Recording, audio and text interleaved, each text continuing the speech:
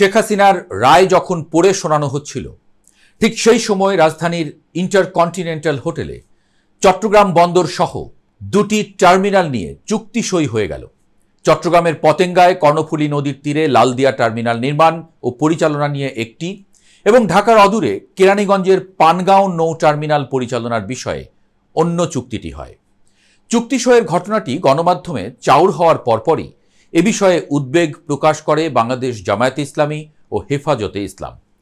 কি আছে এই চুক্তিতে, আর সরকারই বা কেন নির্বাচনের ঠিক ৩ মাস আগে তড়িৎ বেগে এমন সিদ্ধান্ত নিল, এবং যখন একটা বড় ঘটনা ঘটে যাচ্ছে, মানবতা বিরোধী অপরাধে শেখ হাসিনার রায় পড়ে শোনানো হচ্ছে।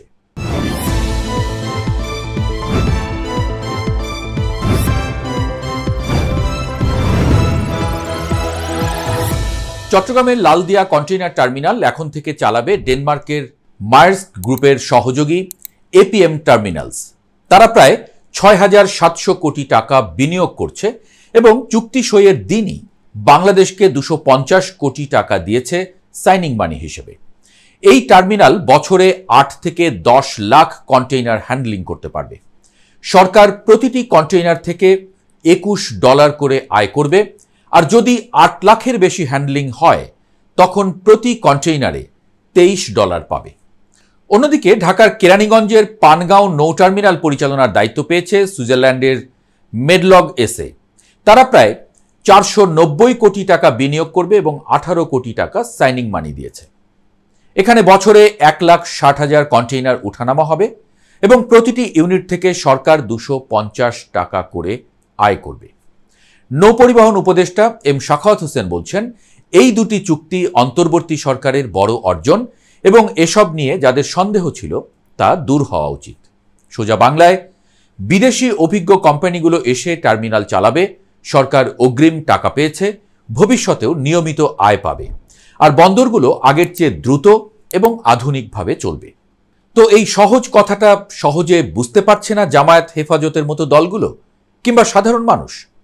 আর বেছে বেছে শেখ হাসিনার মৃত্যুদণ্ডের রায়ের দিনই বা কেন এরকম একটি বড় চুক্তি, তা নিয়ে প্রশ্নের মুখে পড়েছে ডক্টর ইউনূস নিজেই। তিনি অবশ্য প্রথম থেকেই এই বন্দর নিয়ে কয়েকটা কথা বলে আসছিলেন। এক, চট্টগ্রাম বন্দর আমাদের অর্থনীতির হৃৎপিণ্ড, মানে দেশের ব্যবসা বাণিজ্যের সবচেয়ে বড় কেন্দ্রটাই হলো এই বন্দর। এটা ঠিকমতো কাজ না করলে পুরো দেশের অর্থনীতি ধীর হয়ে যায়। দুই, এই হৃৎপিণ্ডটা দুর্বল হয়ে আছে, এটাকে শক্তিশালী করা দরকার। তিনি বলছেন, বন্দরের কাজের গতি বাড়াতে হবে, আধুনিক যন্ত্র লাগবে, আন্তর্জাতিক মানে নিয়ে যেতে হবে। এটা শুধু স্থানীয় উদ্যোগ দিয়ে হবে না, এটা ঠিকঠাক করতে অভিজ্ঞ লোক লাগবে। তিন, যাদের সঙ্গে চুক্তি হয়েছে তারা top class. Europe, Canada, Australia, চীন, কোরিয়া, ভারত, পাকিস্তান, তুরস্ক, বিশ্বের নানান জায়গায় তারা বন্দর চালায়, মানে তারা কিভাবে বন্দর দ্রুত, নিরাপদ এবং দক্ষভাবে চালাতে হয় সেটা জানে। সমস্যা হলে কিভাবে সমাধান করতে হয় তাও তারা জানে। সোজা কথা, ডক্টর ইউনূস বলছেন, দেশের সবচেয়ে গুরুত্বপূর্ণ জায়গাটা শক্তিশালী করতে হলে অভিজ্ঞ হাত দরকার, তাই বিশ্বমানের অপারেটরদের আনা হয়েছে। তার কথার সবচেয়ে গুরুত্বপূর্ণ বিষয় হচ্ছে বন্দর ব্যবস্থাপনার কাজ যত তাড়াতাড়ি সম্ভব তাদের, অর্থাৎ ওই বিদেশি কোম্পানিগুলোর কাছ থেকে শিখে নেওয়া। কিন্তু প্রধান উপদেষ্টার এই সরল কথার উপরে কেন যেন ভরসা রাখতে পারছে না জামায়াত কিংবা হেফাজতের নেতারা। সবচেয়ে বড় কথা, চুক্তির পূর্ণাঙ্গ দলিল কেন প্রকাশ করা হচ্ছে না, এমন প্রশ্নে সরগরম সব দিক। এ নিয়ে প্রশ্ন তুলে রীতিমতো ক্ষোভ প্রকাশ করতে দেখা যায় জাহাঙ্গীরনগর বিশ্ববিদ্যালয়ের অর্থনীতি বিভাগের সাবেক অধ্যাপক আনু মোহাম্মদকেও। আর মাত্র ৩ মাস পর নির্বাচন, এখন এসব বিষয়ে মনোযোগ না দিয়ে যেটিতে সরকারের এখতিয়ার নেই সেই দীর্ঘমেয়াদী চুক্তিতেই এত আগ্রহ কেন তাদের? তিনি আরও মনে করছেন, দেশের মানুষ, বিশেষজ্ঞ কারো কথা না শুনে, জাতীয় স্বার্থ বিবেচনা না করে, ভয় দেখিয়ে, রীতিমতো জোর জবরদস্তি করে এসব চুক্তি করছে সরকার। আর এজন্যই গোপনীয়তা, অস্বচ্ছতা আর মাত্রাতিরিক্ত তাড়াহুড়োর চুক্তি হিসেবে একে সম্বোধন করেছেন তিনি।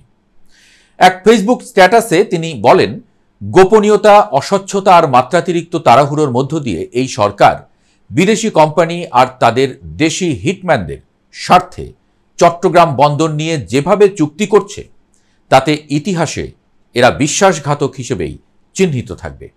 আর যেসব রাজনৈতিক দল দিনরাত সরকারের সঙ্গে দেন দরবার, হাসি ঠাট্টা আর ফটো সেশনের সময় দিয়েছে, কিন্তু এসব জাতীয় স্বার্থবিরোধী চুক্তি ও তার অস্বচ্ছ প্রক্রিয়ার বিরুদ্ধে টু শব্দ করেনি, তাদেরকেও এই বিশ্বাসঘাতকতার দায় বহন করতে হবে।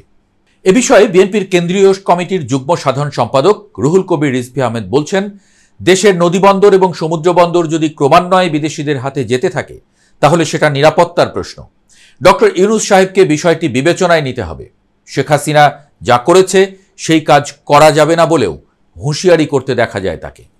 তবে গণমাধ্যমকে এসব প্রশ্নের উত্তর দিয়েছেন বাংলাদেশ বিনিয়োগ উন্নয়ন কর্তৃপক্ষের প্রধান নির্বাহী কর্মকর্তা আশিক চৌধুরী।